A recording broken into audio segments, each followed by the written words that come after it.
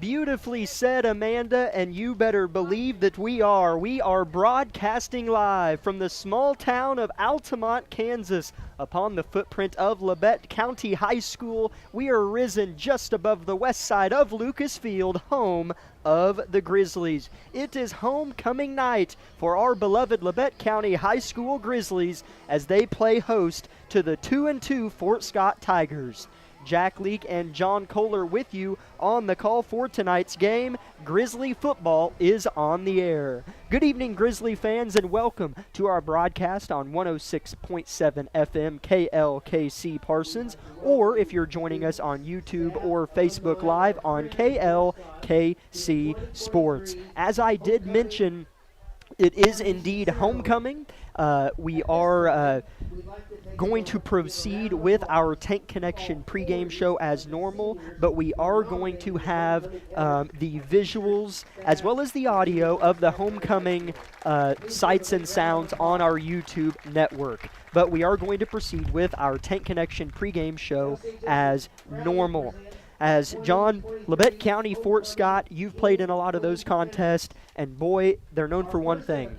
They're generally always pretty close games. These programs seem to kind of see eye to eye. Some years that's a good thing, other years not so much.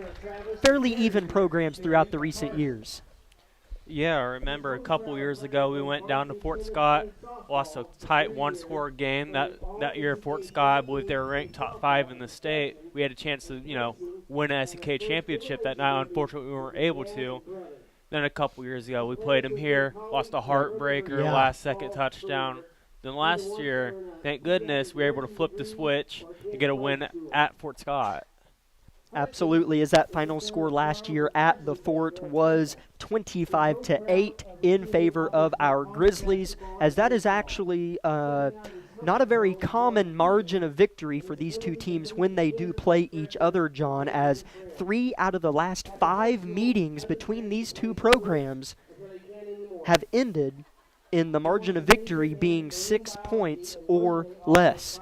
And actually dating back 6 years, the last 6 times these teams have played, Labette's won 3, Fort Scott's won 3. So margin of victory always quite close, as well as just the victories and defeats. It's about 500, fairly even. As John, tell me why you feel like, Chanute's always kind of put themselves ahead. Independence is kind of right there with us in Fort Scott. Coffeyville's really been on the rise. Labette County scratched their ceiling in the first game of the year, but tell me why Fort Scott and Labette, when they play, always seem to be, man, this is going to be a close game. Are there reasonings behind that? I mean, I think you just got two similar, fielded teams. Fort Scott and LC, they got similar talent usually year in, year out, and it's just Bo Graham does a nice job with that program. Yeah. I don't think Fort Scott has ever been out of a ball game entirely. Good point. Bo Graham does a real nice job of keeping his team competitive, and that means keeping these close games with the Grizzlies, but overall I think it's just the play styles, The Fort Scott, they have some aspects of the spread offense, same way we do, but they like to run the ball a little bit more. It's just how they play. It keeps the game a little bit closer.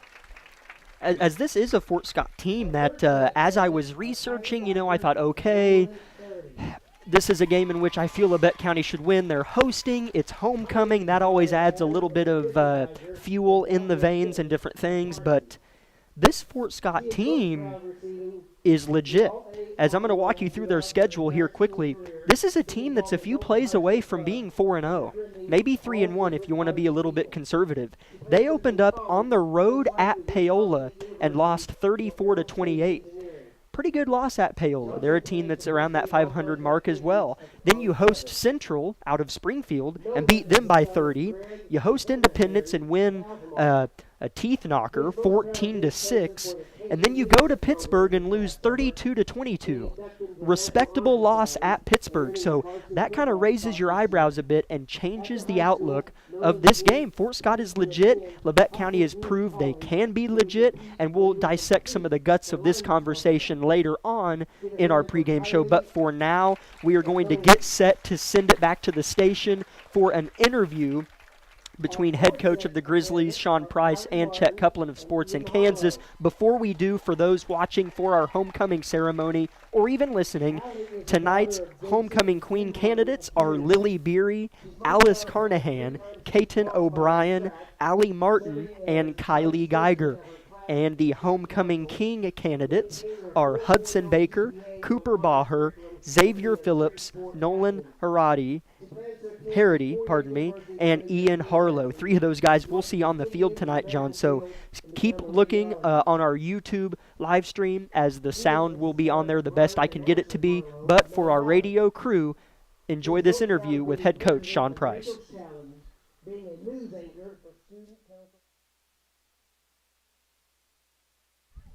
After graduation, Ian plans to attend a 4-year university to double major in kinesiology and business administration. His own chiropractic business. Let's give a big hand for Ian and Tyler.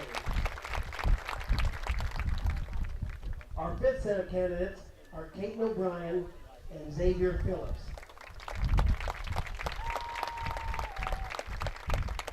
Kaiten is the daughter of Zach and Courtney O'Brien of South Coffeyville. She's most proud of competing in volleyball state semifinals, winning regionals and placing second in multiple relays at the state track competition, and being selected for the first All-SEK team in basketball. She plans to attend college to become a dermatologist, or ideally to be a stay-at-home mother someday. Xavier is the son of Ryan and Leanne Phillips of Parsons. He's most proud of being on the all-state 4x4 team in track and holding the 4x1 school record in track and winning the Burlington Invitational with his basketball team. He hopes to further his basketball career in college and obtain a law degree. Let's give a big hand for Kaiten and Xavier.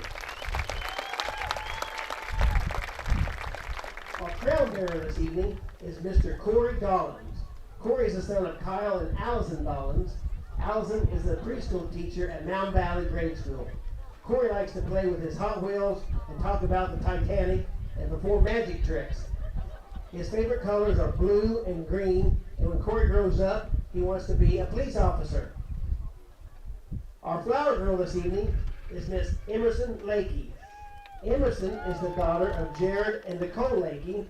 Nicole is a preschool teacher at Bartlett Grade School. Emerson likes to play with her Gabby dollhouse and drive her Jeep. Her favorite color is blue, and she loves watching Bluey. When Emerson grows up, she wants to be a teacher.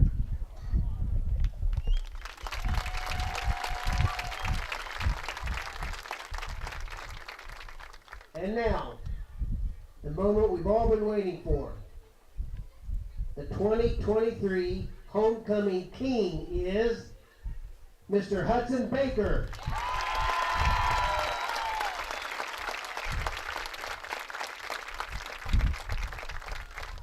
And joining him as the 2023 homecoming queen is Miss Alice Carnahan.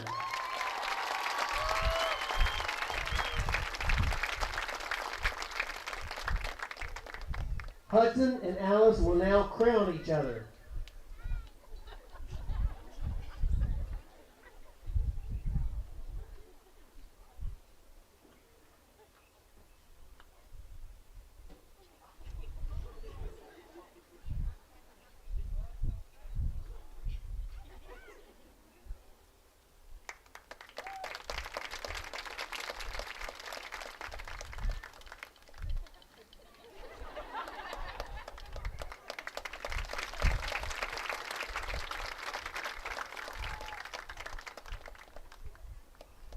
All right, let's give one more big congratulations to Hudson, Alice, and their court.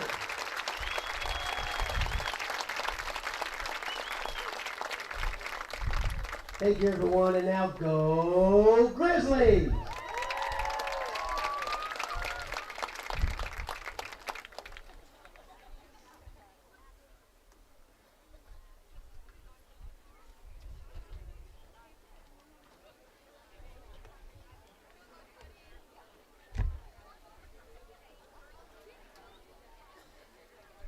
But then asked to announce the concession stand has...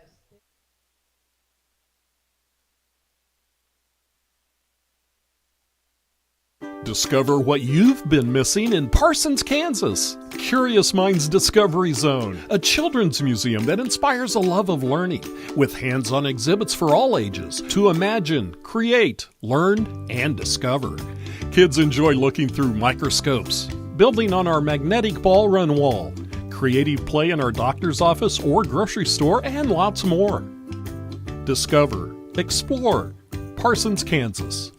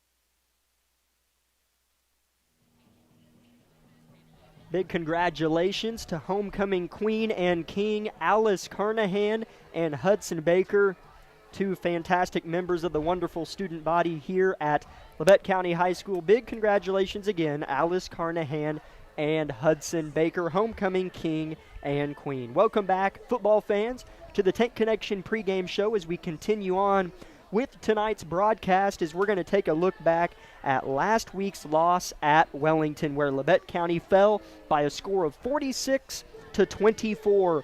John, it was one of those games where at halftime we tried our best to convince ourselves Labette could get back in the game, and they could have. Turnovers hurt, a few different things hurt, but Jamal Jackson looked great. Yeah, and he's really taken off these last couple weeks, back-to-back 100-yard games from him, and with some pretty, I don't want to say shaky, I mean, it hasn't been the best, but he's been making people miss, he's been running through tackles, and he's done a great job with what he's been given. He absolutely has. I'll get his season average here momentarily, but Jamal ran for 161 yards on the ground at Wellington on 21 carries. That's nearly an average of 8 yards a carry, folks. And if you're not a big football fan, I'm here to tell you, and John can back me up, that's really good. And he ran it in 2 times on the ground. I can't remember if he had one of those long screen catches and runs for a touchdown or not, John. No, it was just some simple, outside stretch plays. I think one of them was even an inside zone. He just kind of broke through there and made a couple guys miss and just was gone from there.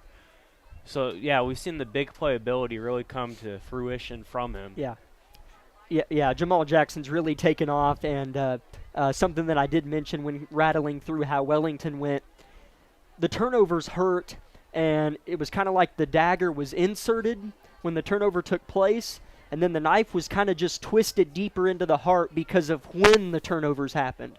That hurt mightily. They were in moments where Labette County potentially had a chance to get back within a score, back within 2 scores. And I know that sounds silly, but if you watched last week's game, you may know why I'm saying what I'm saying. There were swings where Labette County's defense was getting off the field, John, and those turnovers just hurt. Yeah, and I believe one of those was we were driving the ball down the field. I believe it was only a 2-score game at that point. We had a chance to go up, and I don't know if it was a tip pass or something, but there was an interception thrown right to the defender, and it was, pick six, a house call. I mean, it was a pretty easy play for the defender to make. I mean, we just did not look like ourselves last week. No, yeah, we certainly didn't, and we look to kind of put that behind us as this is the annual let's put stuff behind us and move on to league play conversation that we're having. Yeah. We have it every year. We had it last year. I used to have them with Will Owens when I did it with Will. But I'm fine with having it because if that's what it means to kind of mentally reset, if you listen to that interview, Coach Price was very pleased. He kind of put in place some discipline at practice. I think it was on Monday, and just kind of got into him a little bit. He said it was a good week of practice. Maybe sucked some guys back down to earth, not because they were off of a positive high, but just to rediscipline some guys. And he was very pleased with how this week went. I do have Jamal Jackson's season stats pulled up here. He's played all 4 games, stayed healthy. Again, this is a guy who played last year as a freshman. He is just a sophomore, everybody. Jamal Jackson has 75 carries on the year, 438 yards, over 100 yards more than he had all of last season, averaging 110 yards rushing per game. That has to help Kendall a lot. And hopefully Kendall's had some time to reflect over the last week. Kendall's a good quarterback. But no matter how good you are, it's always nice to know that you have a running back there right by you in the backfield that can alleviate some of that pressure. Am I right on that? Yeah, definitely. A run game will always benefit a passing game. I mean, there's no negative of having a great running game as far as the passing game is concerned. What I would like to see, with Jamal being so effective these past couple weeks is we throw in some play action or something. Sure. Get that defense to bite down, maybe then run that jet motion, fake the handoff, do all that good stuff, and fake it, and find someone down the field. And that's another thing. We really haven't found, a deep threat in those past couple games. We started off with Circle. We had those big plays down the field. We just have not had them so far this year. Kendall took a few shots at Lawrence Holt last week. Lawrence, it was Xavier Phillips early on, was kind of Randy Mossing some cornerbacks against Parsons and Circle. We've kind of seen a shift of targets go away from Xavier.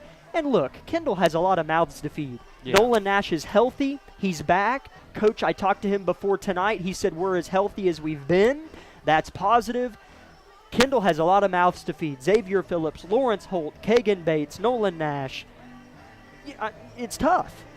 So we'll see who kind of emerges. And I say all that to say one name, Barrett Heston. 2 touchdowns last week, 77 yards on just 3 receptions. And the 2 he caught were tough balls to grab. Yeah, definitely. I believe one of them was that tip ball. He's there to kind of clean it up. But another one, I believe it was a fader up from the slot, which is kind of hard to run to get leverage on the defender. But he managed to do it, and Kendall hit him right in the breadbasket, and he kind of pulled away and just walked into the end zone. So that's something we like to see from our receivers. I know we talked last week. He's went to some camps and stuff, starting to show some of that stuff he's learned, obviously, as far as getting separation and things like that. And that's what we need out of some of these guys, Oh, it's nice to take shots down the field, but do we have a guy that can create separation consistently and you can go to in those big moments, those third downs and those drives down into the red zone? Do you have a number one guy down there? Right. For the sake of time, we're going to keep it here and not take our usual break between these 2 segments and move on to tonight's opponent preview of the 2-2 Fort Scott Tigers. If you're just joining us, as I mentioned, Fort Scott is a few plays away from being 3-1 or a handful of plays from being 4-0. They lost at Paola 34-28 in week number 1. They beat Central out of Springfield, Missouri. They beat Independence by a low score of 14-6. And then they went to Pittsburgh, the mighty Purple Dragons, and only lost by 10, 32-22. John, this Fort Scott team reminds me, they throw more than Pittsburgh, but their pre-snap motion, formation reminds me of Pittsburgh just a little bit. Coach Price talked about with Chet Copeland in their interview that triple option. That can be hard to go against, but you've already gone against it once, kind of, in Pittsburgh. Yeah, and they're not really a true wing tee. Right. They're more of a wishbone. So, right, they're going to fake that dive with the – I guess I should paint you a visual, folks. It's kind of, you have two backs and down, hand in the dirt. Just think about football played back in the 30s, and you'll get a good description of what I'm trying to say. So you fake the dive one side, and you got the other back on your right or left going behind him. So if you pull the hand off, you have that speed option heading out to the outside. And that's something the Grizzlies have struggled with, yes, the outside. triple option, especially on those edges. It's been really leaky there for the Grizzly defense. It absolutely has, and I spoke with Fort Scott's radio broadcaster before we came in here and got ready for our pregame show, and he said that last week against Pittsburgh was the first game this year in which, at halftime, they did not switch quarterbacks.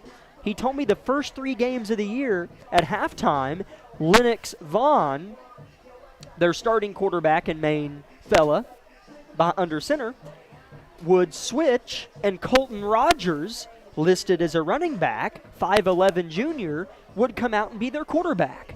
I don't know if that was game script. I don't know if that's something, obviously, that Coach Graham wants to do because he's done it. But I wonder why he didn't do it against Pittsburgh last week. We shall have maybe some of these questions answered tonight, John, but it's always interesting. There's pros and cons at switching quarterbacks, but as you mentioned, Coach Bo Graham knows what he's doing, and we'll see what he hurls at Coach Price here tonight. Yeah, definitely. And you know the saying, if you have 2 quarterbacks, you don't have a single one, but there are some advantages to it. If you have 2 quarterbacks with different play styles, then I can understand the switching of the quarterbacks. But if you have 2 similar guys, right, I just really don't think it's worth, switching them out. You got to have one guy, put the team behind him. I don't think having, it's not helping your guys out, thinking, oh, if I don't play good, I'm going to get pulled or something like that. Unless this is just as strategic and they know going into the game they're going to switch at half. Right. So maybe something that even Coach Graham is going to play by ear. And that's kind of how we do every broadcast, just play it by ear. John, get ready for your keys to the game. I'm going to send it to you here in a moment, but for now, the Grizzlies are making their way to Lucas Field. We can see them walking across the concrete sidewalk there to the northeast corner of the field, surrounded by chain link fence. They're straight across from John and I. Across the Grizzlies split face at midfield are a few Fort Scott fans sprinkled in and out. That's always kind of a long drag of about an hour and 15 minutes to Fort Scott. Always kind of a drag of a drive. Good to see some visitors make it to Altamont tonight. John, what are tonight's keys to a Grizzly victory? Third downs, both sides of the ball. As a defense, can you get them to third down, then get off the field and not allow conversions?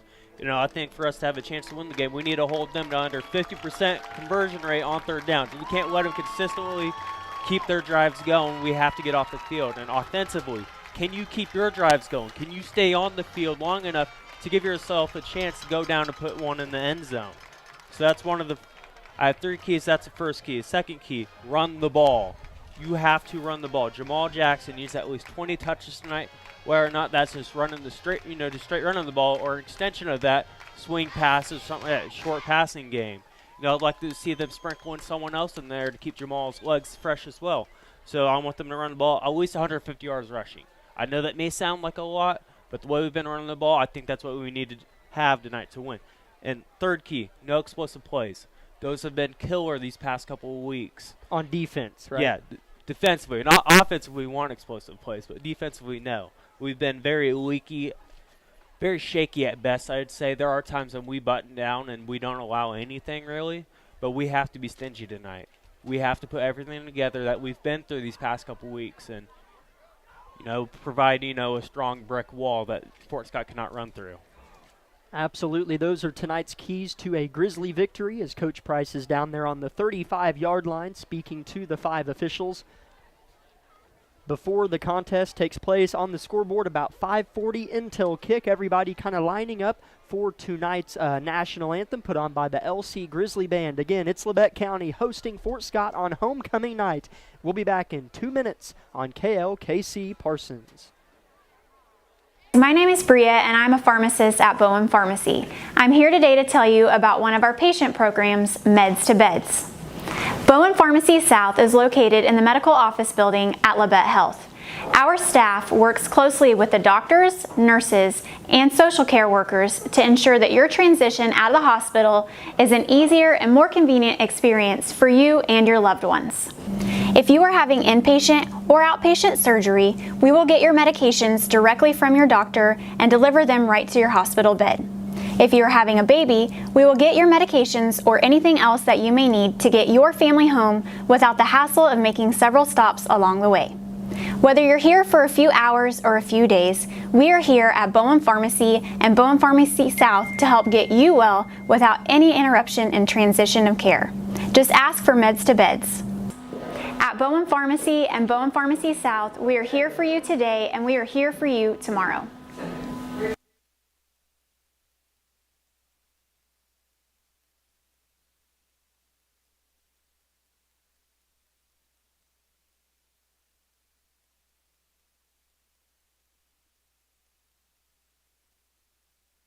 With many years of combined experience, Eye Care Associates of Parsons has set the framework in providing comprehensive eye health examinations for all ages and routine vision care for families throughout the four-state area. Our optometrists and staff provide remarkable care with state-of-the-art technology to help with diagnosis and management of eye health conditions. Give us a call or visit our website to schedule your next eye exam. Eye Care Associates of Parsons. Experience modern eye care. V93.5 is your home for the best variety of the 80s, 90s, and today. Get your day started with the Anna and Raven Morning Show. You're the judge during couples court. Couples share their disagreement, and then you decide who's right. Think you know pop culture trivia? It could pay off, and you score the cash jackpot when you play Can't Beat Raven. Krause in the House gets you home every weekday afternoon starting at 2. Stream us anytime, anywhere at klkcradio.com.